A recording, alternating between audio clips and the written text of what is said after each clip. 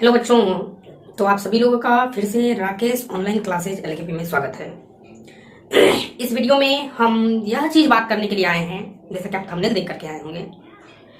देखिए, यदि आप वीडियो को पूरा वॉच करते हैं तो मैं ऐसा मानता हूं कि आपको 1% भी दिक्कत नहीं होगी, लेकिन जैसा हम कहें वैसा कीजिए। और दूसरी बात, वीडियो यदि अच्छा लगे तो ज़रूर शेयर किया कीजिए। ऐसा हम क्यों कह रहे हैं? क्योंकि हम ये देखते हैं, देखिए पहले आप मेरी बातों को सुन लीजिए, उसके बाद जो आपकी इच्छा हो करिए। क्योंकि हम ऐसा देखते हैं कि यदि हम कुछ गलत चीज़ करते हैं तो लोग उसको खूब बढ़ावा देते हैं, लोग उसको खूब फैलाते हैं ताकि ये नीचे गिरे, ये हो वो हो, दिस डेट। लेकिन जब हम आपके लिए अच्छा कर रहे हैं और शिक्षा के क्षेत्र में अच्छा कर रहे हैं तो आपका भी फर्ज बनता है शेयर करना। इसलिए वीडियो को जल्दी से बस मात्र एक फ्रेंड को शेयर कर दीजिए, बस, उससे ज़्यादा नहीं। यदि आप किसी व्हाट्सएप ग्रुप से जुड़े हुए हैं तो बस वहां पर जाकर के एक बार शेयर कर दीजिए, उसके बाद हम आपको शेयर करने के लिए नहीं कहेंगे। ऐसे त्रिकोणमितीय मान निकालने के लिए बहुत सारे ट्रिक होते हैं, लेकिन हम आपको ट्रिक नहीं, बेटर कॉन्सेप्ट समझाने की कोशिश करेंगे आप, ताकि कॉन्सेप्ट को समझ करके आप याद रख सकते हैं। आइए तो बिना समय गवाए हुए हम वीडियो को स्टार्ट करते हैं। तो देखिए, टोटल जो हम लोग त्रिकोणमिति पढ़ते हैं, त्रिकोणमिति में टोटल 6 त्रिकोणमितीय अनुपात होता है। त्रिकोणमिति में कुल कुल जो होते हैं, कुल कितने? 6 त्रिकोणमितीय अनुपात होता है।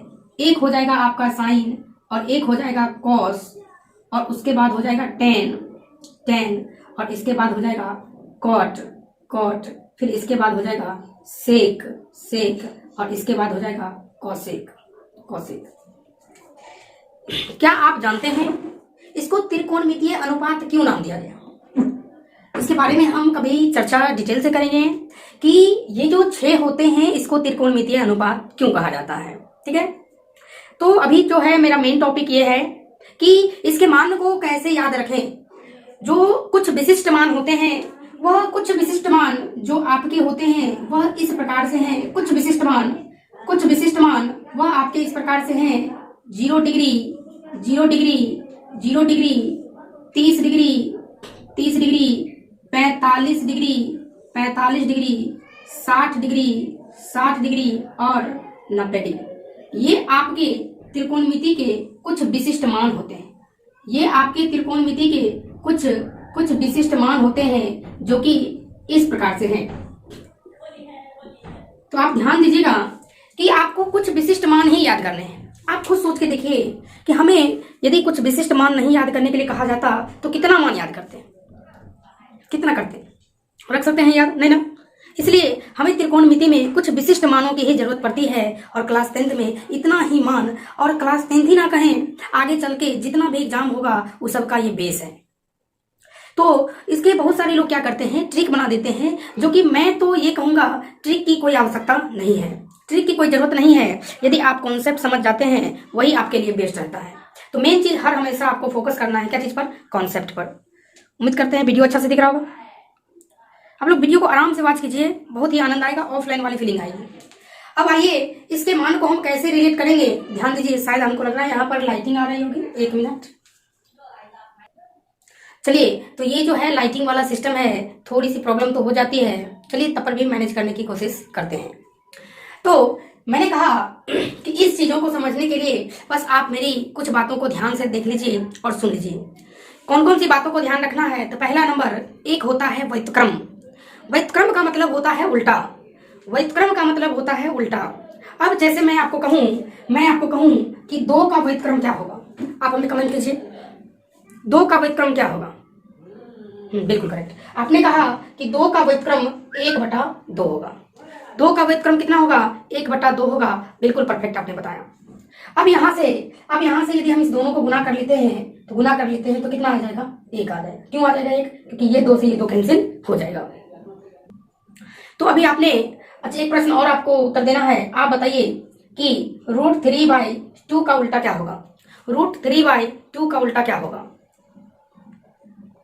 ठीक, √3/2 का उल्टा आपने कहा कि √3/2 का उल्टा 2/√3 होगा, 2/√3 होगा। यदि हम इस दोनों को आपस में मल्टीप्लाई करेंगे, तो मल्टीप्लाई करने के दौरान कितना आ जाएगा? 1 आ जाएगा। क्या आ जाएगा? 1। सही है।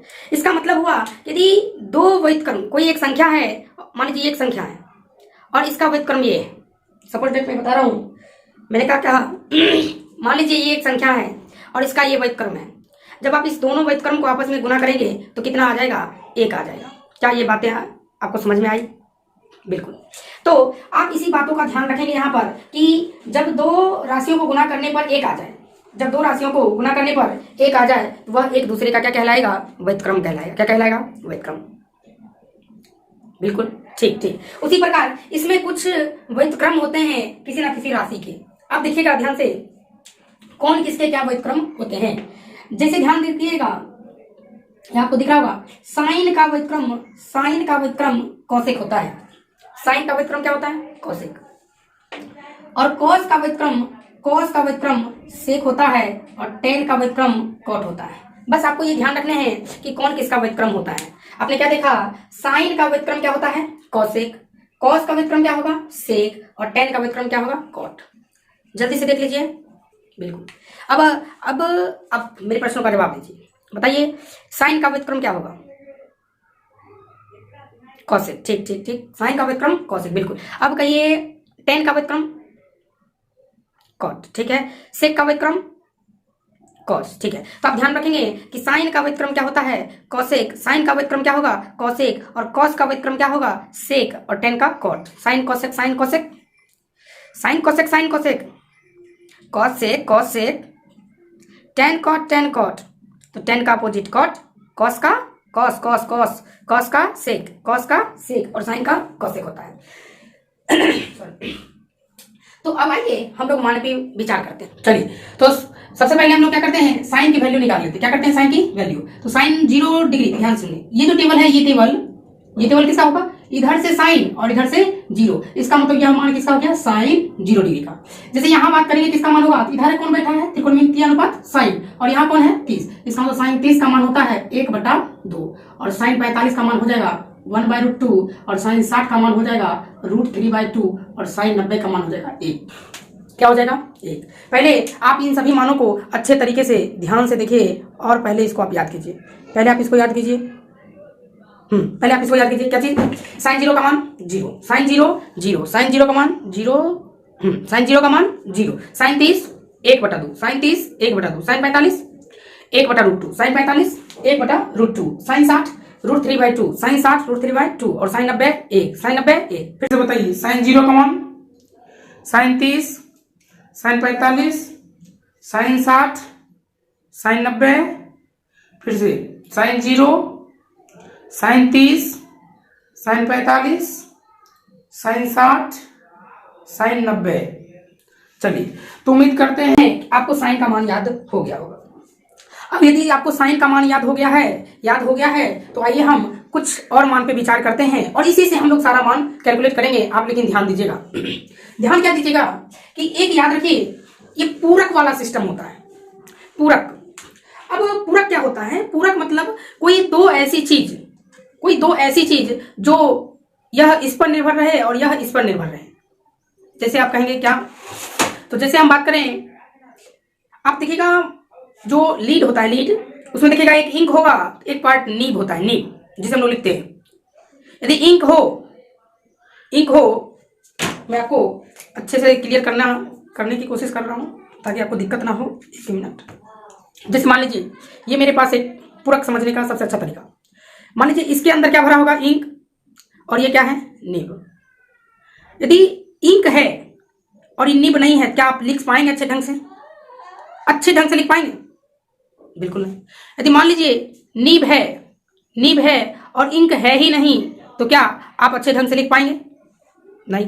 इसका मतलब यह एक दूसरे का क्या हो गया? पूरक हो गया। यानी इसके बिना ये नहीं रह सकता है, इसके बिना ये नहीं रह सकता है और इसके बिना ये नहीं रह सकता है। इसका मतलब यह एक दूसरे का क्या हो गया? पूरक हो गया। उसी प्रकार इसमें भी कुछ पूरक होते हैं त्रिकोणमिति में। और कौन से पूरक होते हैं? तो याद रखिएगा, साइन का पूरक कॉस होता है। साइन का पूरक कॉस, क्योंकि साइन का जो एंगल होगा, साइन के साथ जो एंगल होगा और कॉस के साथ जो एंगल लगा होगा, इस दोनों एंगलों का योग 90 डिग्री होता है। दोनों एंगलों का योग यदि 90 डिग्री हो जाएगा तो वह दोनों मान बराबर होगा।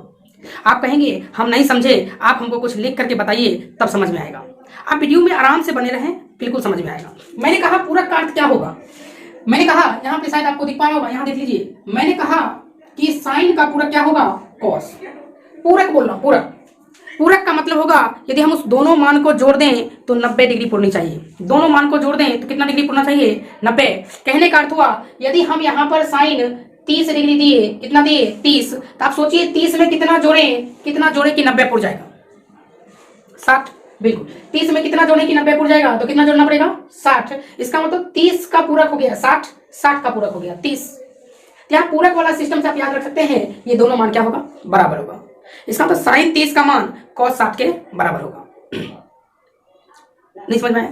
फिर से देखिए, मैंने कहा यदि साइन इधर 60 दिए, साइन 60 दिए, तो यहाँ कॉस, तो यहाँ पे 60 डिग्री का पूरक क्या होगा, 60 डिग्री का पूरक कौन हो जाएगा, कितना डिग्री, 30 डिग्री। 60 डिग्री का पूरक कितना हो जाएगा, 30। अब पूरक कैसे निकालते हैं, 60 में कितना जोड़े कि 90 पुर जाए, 30। इसका मतलब 60 का पूरक क्या हो गया, 30। इसका मतलब साइन का पूरक कॉस, तो 60 का पूरक 30। इसका मतलब साइन 60 और कॉस 30 का मान क्या होगा, बराबर होगा। क्या ये पूरक वाली सिस्टम समझ में आई? बिल्कुल। यदि आपको ये पूरक वाली सिस्टम समझ में आई है तो आप ध्यान दीजिए तो इनके मानों को आप साइन से कॉस में कैसे कन्वर्ट कीजिएगा, साइन से कॉस में कैसे कन्वर्ट कीजिएगा। तो ध्यान दीजिए, जो साइन 0 है, साइन 0 है, अब 0 में कितना डिग्री जोड़िएगा कि 90 आ जाएगा, 90। क्या बोले आपने, 90। 0 में कितना जोड़ा जाए कि 90 आ जाए, 90। कितना आ जाए, 90। इसका मतलब साइन में जो 0 का मान होगा वो कॉस में कितना का हो जाएगा, 90 का। साइन में जो 0 डिग्री का मान है वह कॉस में कितने डिग्री का मान हो जाएगा, 90 डिग्री का मान हो जाएगा। क्या ये बातें आपको समझ में आई? मैंने कहा आपको कि साइन का पूरक क्या होता है, कॉस होगा, पूरक कॉस होगा। इसका मतलब जो 2 थीटा होंगे, जो 2 कोण होंगे, उस दोनों का योग कितना होगा, 90 डिग्री होगा।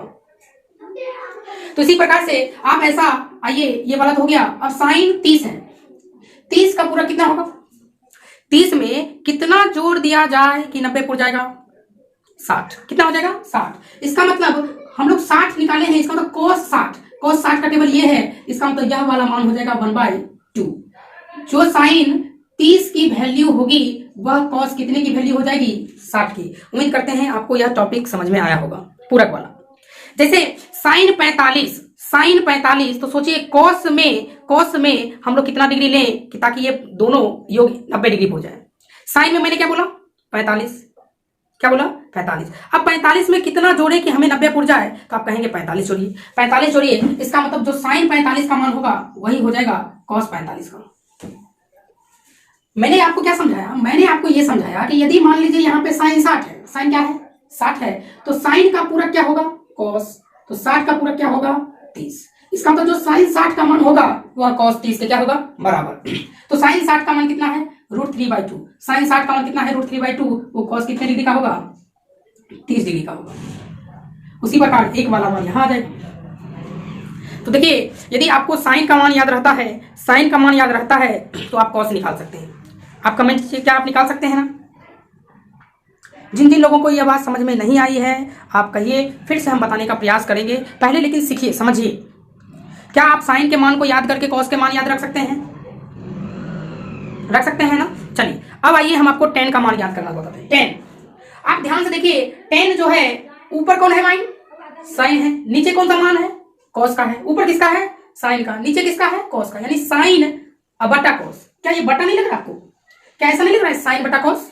जी बिल्कुल। tan का जो फॉर्मूला एक होता है वो होता है साइन बटा कॉस, साइन बटा कॉस। इसका मतलब ये बटा कर दीजिए, 0/1 की वैल्यू क्या हो जाएगी, 0।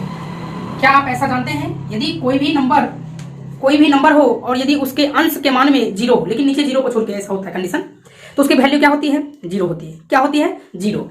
यहाँ 0 कह सकते हैं। अब ये दोनों बटा कीजिए, बटा कीजिएगा तो आप ऐसा कहिए कि ये दो, ध्यान से देखिए, क्या ये दो और ये दो आपस में कट जाएगा, और जब ये कट जाएगा तो यहाँ क्या बचेगा, 1, और यहाँ क्या बचेगा, √3। क्या बचेगा, √3। तो क्या आप समझ पाए, tan 30 का मान 1/3 होगा। अब उसी प्रकार देखिए, यहाँ 1 से 1 कटेगा, √2 से √2 कटेगा, तो यहाँ कितना आ जाएगा, 1। आप खुद से वीडियो को पॉज कीजिए और बाकी के 2 मान को आप बटा करके बताइए क्या आंसर होगा। चलिए, तो आपने कर लिया होगा।